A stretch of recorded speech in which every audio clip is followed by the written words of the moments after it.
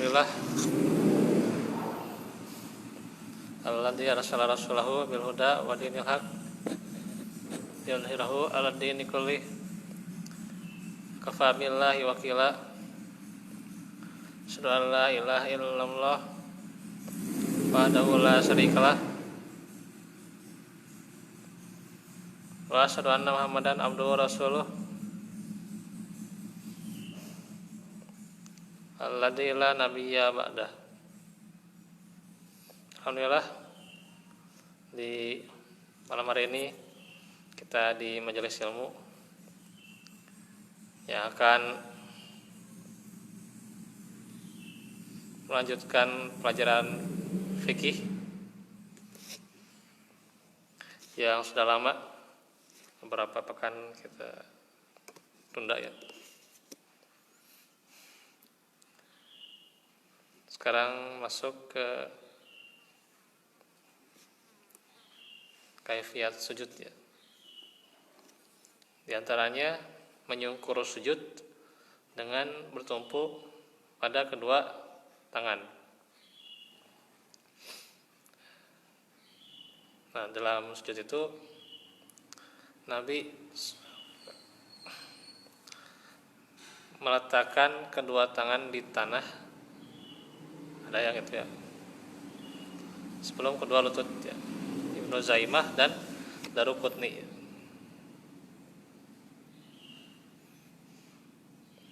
Ada juga hadis yang lain, idza sajada ahadukum fala yabruk kama yabrukul ba'iru wal yadaihi qabla rukbataihi. Jika salah seorang dari kalian sujud, janganlah duduk seperti unta, hendaklah meletakkan kedua tangan sebelum kedua lututnya. Riwayat Abu Dawud. Jadi di sini kelihatan yang zahir yang pertama di sini adalah tangan dulu, kemudian kedua lutut.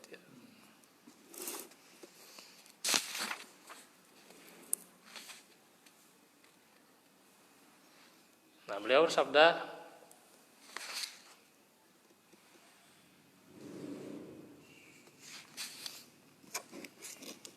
sungguh kedua tangan itu bersujud seperti halnya wajah. Maka jika salah seorang di antara kalian meletakkan wajahnya, letakkanlah kedua tangannya, dan ketika mengangkat wajahnya, angkatlah kedua tangannya. Riwayat Ibnu Zaimah, Ahmad, Sarraj, sahihkan oleh Al-Hakim, setuju oleh Az-Zahabi.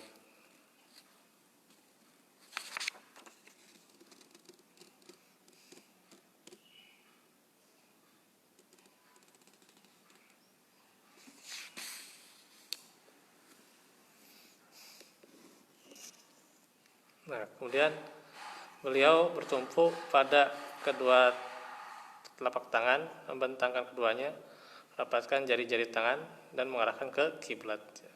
Sesuai Al-Baihaqi dan sanad yang sahih. Jadi tetap menghadap kiblat ya, gitu.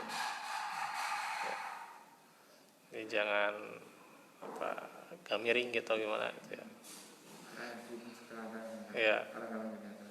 Harusnya kiblat ya.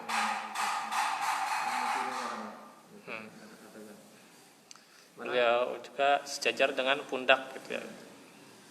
Si tangannya itu sejajar dengan pundak ya, kedua tangannya. Abu Daud dan Tirmizi. Kadang sejajar dengan telinga ya. Abu Daud dan An-Nasai dengan sanad yang sahih. Juga beliau meletakkan hidung dan dahi di tanah secara leluasa ya. Jadi hidung juga dahi itu harus terkena ya. Tempat sujud ya. Tempat sujud ya. Iya. Banyak yang tidak begitu sih. Saya lihat ada yang bagi aja, ada yang ini aja, larang mukul ya, karena tapi ini itu nggak ditempelkan enggak. Padahal itu harus itu. Iya. Abu Dawud, At-Tirmizi dinyatakan sahih oleh At-Tirmizi dan Ibnu Mulqon.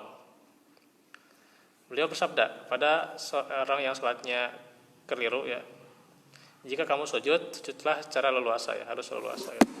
Terus riwayat Abu Daud dan Ahmad dengan sanad yang sahih, jadi jangan tertekan ya sujud itu kan. Tapi tetap ketika dahi hidungnya ke tempat sujud ya, ya tetap leluasa juga itu ya. Karena ada yang sebagian terlalu memaksakan tuh ya, hingga kakinya itu bunyi itu ya, bunyi itu ya untuk sujud itu ya gitu. Jadi itu kurang luasa tuh ya, memaksakan tuh ya.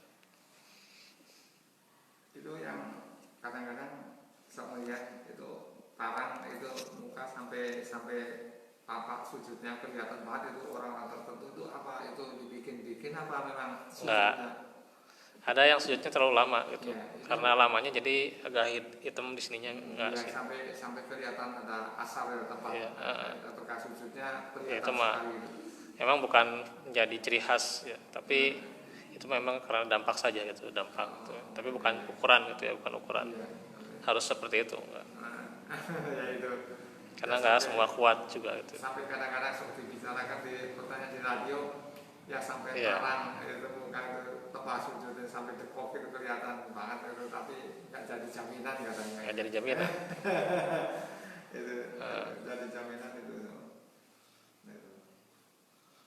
Dan itu ada tergantung kuatnya pas sujudnya gitu.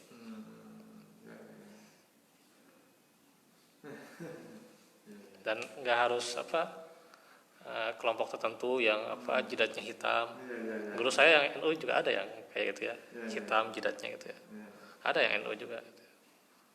Terus Haji Ismail tuh ya, atau yang lainnya juga ada malah. Jadi nggak harus tertentu, kelompok tertentu dicirikan jidatnya hitam kan suka dikata ini kelompok ini jidatnya hitam, aliran sesat dan bagaimana. Padahal nggak semua sih kelompok ini gitu ya, jidatnya hitam, aliran sesat itu kan. Guru saya juga ada yang jidatnya hitam gitu kan. Di Persis juga ada yang jidatnya hitam gitu kan. Jadi jangan terlalu bermasalahkan jidat hitam gitu ya gitu. Tapi itu memang bukan sebuah keharusan gitu.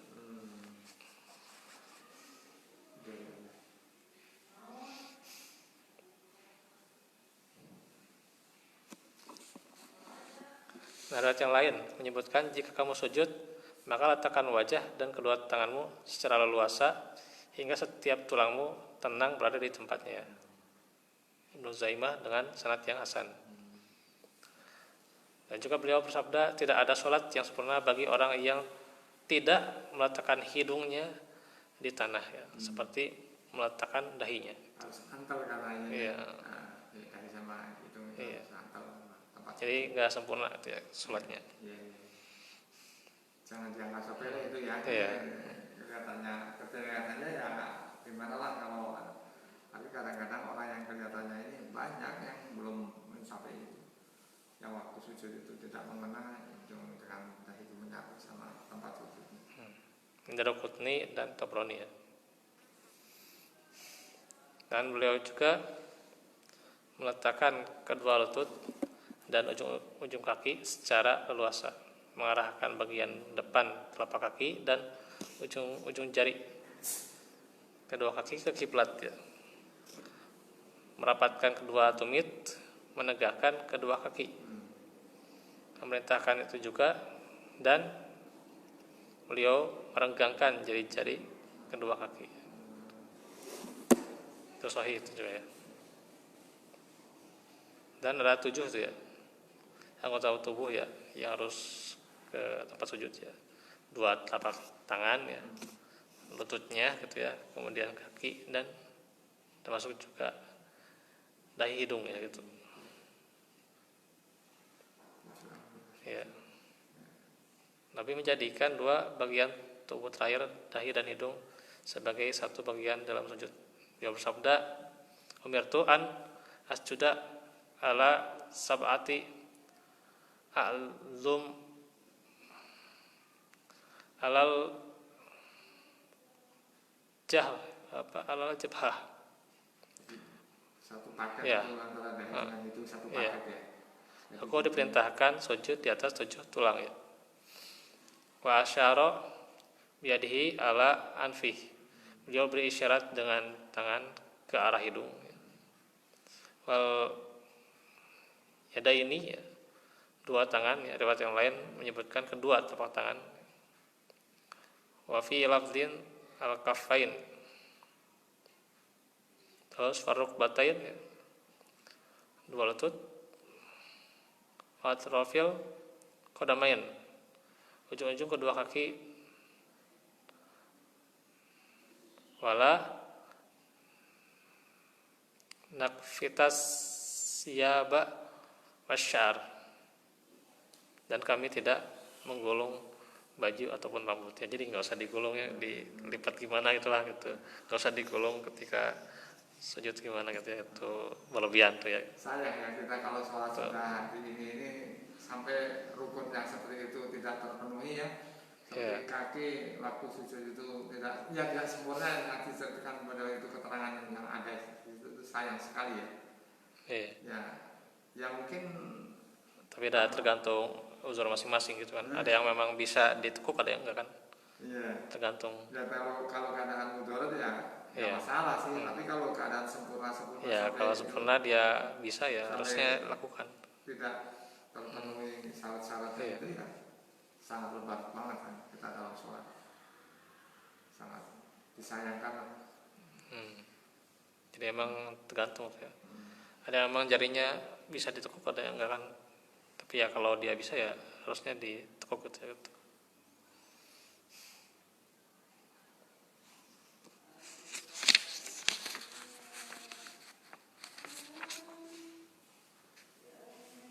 Kadang-kadang ilmu yang seperti itu seperti disepelekan, tidak mau mempelajari pada tidak mau. Ya kalau di sini emang tangan dulu kemudian lutut ya. Tapi memang ada keterangan lain itu lutut dulu kemudian tangan ya gitu. Ada itu juga ada ya di Al-Hidayah itu ya. Tadi risalah salat ya. Nantilah kita pelajari ya gitu. Karena ini memang perbedaan juga gitu ya. Ya nggak bisa saling menyalahkan tuh ya gitu. Ya, karena emang ya kalau kita dengan ilmunya yang kita dapatkan kemudian kedua lutut dulu kemudian tangan, yaitu nggak masalah gitu ya gitu. Ada keterangannya keduanya mungkin. Ya dua-duanya ada. Keduanya bisa dipakai gitu. Ya. Ada keduanya bisa dipakai. Ini nggak bisa saling menyalahkan ya gitu. Hanya karena terlalu berpatok pada suatu keterangan ya gitu. Itu yang kadang kita berat itu ya gitu ya. Apalagi kalau udah mengacu pada fatwa tertentu ya harusnya kan harus bertoleransi lah gitu, toleransi dalam ya, karena masalah fikih itu beda pendapat kalau dikaji dan semakin ini itu kalau hadis sudah jelas ini sahih dan tidaknya, tapi kalau sudah mengatur yang itu ada fatwa, ada ijma, ada lain-lain itu. Artinya ya silakan kita mengikuti apa yang kita dapati itu ya. Tapi kalau mereka punya keterangan yang sahih gitu ya, bisa dipertanggungjawabkan ya, jangan saling menyalahkan gitu ya gitu. Ada yang bisa dijadikan pegangan. Iya. Bisa dijadikan pegangan. Jadi seandainya ada anak bijaknya kita bisa keterangannya alasan ini. Nah kembali lagi yang 7 anggota ya. Sabda yang lain dari riwayat Muhammad dan juga Abu Awanah dari Ibnu Hibban ya. Ida sajadal abdu sajada mahu sab'atu atrafin wajhuhu wa kaffahu wa rukbatahu wa qadamahu. Jika seorang hamba sujud, turut sujud bersamanya 7 anggota tubuh ya, yaitu wajah, kedua telapak tangan, kedua lutut, dan kedua kaki ya. Wajah termasuk dahi dan juga hidung gitu ya. Karena itu Wajah itu kan maksudnya kan keseluruhan ya. Gitu. Yang bisa diletakkan di tempat sujud ya, tempat sujud gitu ya, diletakkan kayak gitu. Beliau bersabda tentang orang yang sholat sementara rambutnya dipintal dan diletakkan di belakang punggung. Perumpamaan orang seperti itu laksana orang yang sholat dengan kedua tangan terbelenggu di belakang punggung. Muslim dan Abu Awanah. Gimana itu masalah katanya beda pendapat kalau seandainya ini rambut merumbai di ini. Sebenarnya nggak usah di itu ya. Nggak usah diginiin juga pas sujud giniin ada ribet itulah. Gitu, Mungkin anak muda gitu ya, kadang-kadang ada yang rambutnya panjang sampai segini, pas mau sujud diginiin gitu ya, itu agak ribet sebenarnya gitu. Bahkan katanya kalau apa yang kita pakai waktu kita sujud, kesujudan model sorban atau pakaian ngarumbai gitu, tempatnya kesujudan katanya sujudan tidak sempurna katanya gitu di sana. Itu apa ada hadisnya? Kalau nggak ada hadisnya ya nggak akan. Ya kadang terlalu berlebihan. Nah itu dari. Yang penting kan ke tempat sujud aja itunya, ininya, dahinya gitu. NU kan begitu. Nah ini kan seperti ini katanya rambut kayak gini, nggak sah katanya sujudnya. Sujudnya nggak sempurna kata kalau ada rambut yang lebih waktu sujudnya ini menghalangan karena tangan mata istiadat orang mengenai kopiah kan gunanya gitu, nggak sunat tapi waktu sujud katanya ini jangan sampai ada menghalangi tangan kita. Tapi berlebihan juga. Kelebihan ya itu. Ya kan kadang terlalu dipaksakan sampai diginikan pas mau sujud kan gitu kan. Kadang dipaksakan kayak gitu. Di sana sangat itu bisa kadang. Jadi yang penting mah si dahinya kan tempat sujud apakah terhalangi atau enggak kan itu enggak jadi masalah sebenarnya itu kan. Saya baca atau dengar di radio belum ada penjelasan tentang itu belum ada. Iya. Tapi kenapa di sana dikit-dikitkan masalah itu? Ya kadang-kadang itu jangan sampai itu halangan waktu sujud karena non baik bahkan pakai kopi entong dia makanya kudu dia dijelaskan katanya gitu. Terus halang itu nah itu mau eksklusif tuh. Ya, saya juga coba yang terang keterangannya di mana itu sebenarnya? Keterangannya di mana? Atau cuman pendapat kelompok atau gimana gitu? Pendapat kelompok tanya keterangan itu, kurang yakin gitu.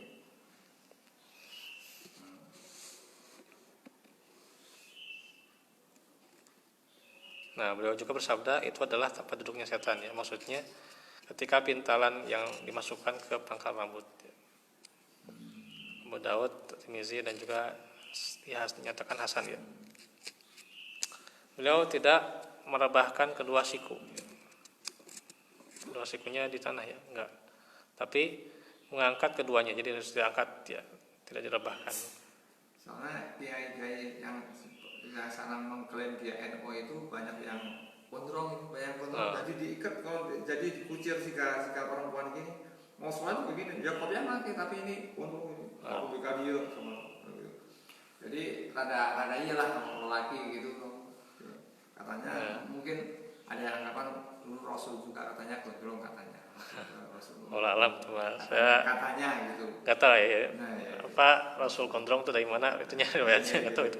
Ada yang diikat sampai segini, rambutnya segini itu misalnya guru. Tapi nggak sampai diikat-ikat kayak gitu. Misalnya muridnya banyak gitu, bisa. Ya itu saya dengar ada ya itu ya kalau lebih baik kalau dipotong rapi gitu sih gitu. Iya. Lebih baik. Gitu. Justru kan innallaha jamilun kan, hibul jamal kan itu kan. Ya kalau zaman sekarang apalagi kan, bukan artinya ketika gondrong itu sunnah enggak ya. Dari mana gondrong sunnah gitu. Nabi juga dulu katanya gondrong katanya. Itu kan cuma cara fisik ya gitu. Ya, cuma karena dalam tentang itu belum tahu ya kita ya belum berani mengatakan. Justru kan kerapian atau keindahan kan lebih utama kan dalam sholat itu ya. Gitu. Dari sisi kerapian tadi lebih baik kita istilahnya Iya. potong aja. Nah, bukan masalah gondrong atau enggaknya, justru kerapian yang itu yang penting itu. Nah, ya itu.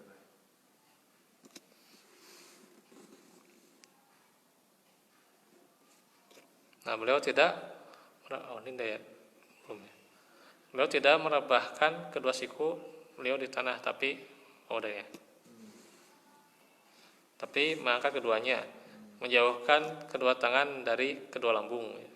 Jadi gini ya. Iya, itu sunnahnya itu. Nggak boleh gini. Nah, gini kan. Ada yang gini juga kadang-kadang ada tapi jangan. Tapi harus saya. Iya, harus diangkat. Diangkat. Hingga putihnya kedua ketiak beliau kelihatan ya dari belakang itu. Dan bahkan jika ada hewan yang mau masuk gitu ya, melintas, pasti bisa gitu ya. Syahid juga tuh ya.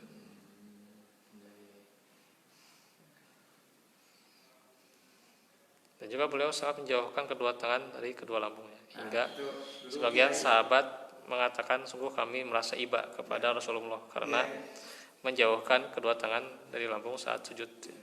Ya dulu juga di Jawa melarang kayak waktu sujudnya tadi antara ini tuh harus tegak gitu ya.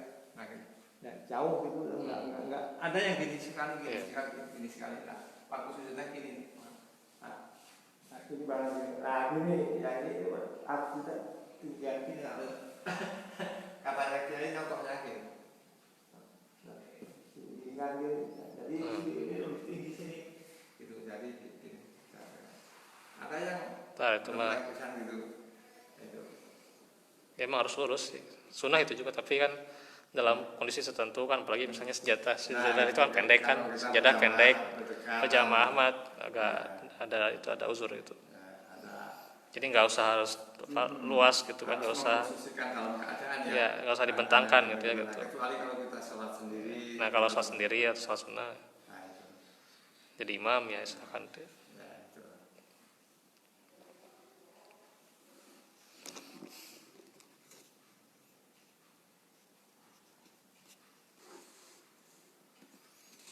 Dan juga beliau sangat menjauhkan kedua tangan dari kedua lambung hingga sebagian sahabat udah ya. Itu Abu Daud dari Ibnu Majah dengan sanad yang hasan ya. Beliau memerintahkan itu juga melalui sabdanya, idza sajadta fado kafaika warafa mirfaqaika. Jika kamu sujud, letakkanlah kedua telapak tanganmu dan angkatlah kedua sikumu. Muslim dari enggak di sini ya, cuman Muslim dan Abu Awanah ya. Dan juga beliau bersabda, luruslah dalam sujud. Nah ya, jadi harus lurus ya, bagusnya lurus ya, kecuali kalau memang ada uzur ya berjamaah karena sejadahnya emang sekarang kan nggak panjang-panjang kan, pendek-pendek ini kan, jadi emang kadang berat juga ya. Sehingga kan kita tidak boleh juga membuat mudarat pada jemaah yang lain ya, yang di belakang kita ya gitu. Itu juga jangan berlebihan dengan adanya suara-suara kan, ingin benar-benar sujud itu sempurna jadi agak bunyi gimana gitu kan gitu. Ya biasa aja gitu ya gitu.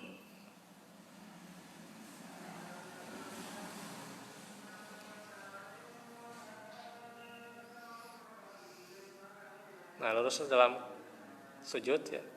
Dan janganlah kalian membentangkan kedua sikunya seperti anjing ya gitu. Bukhari dan Muslim ya. Nah, matanya itu diantaranya ada juga yang lain. Wala yaftarish ahadukum dira'aihi iftirashal kalbi.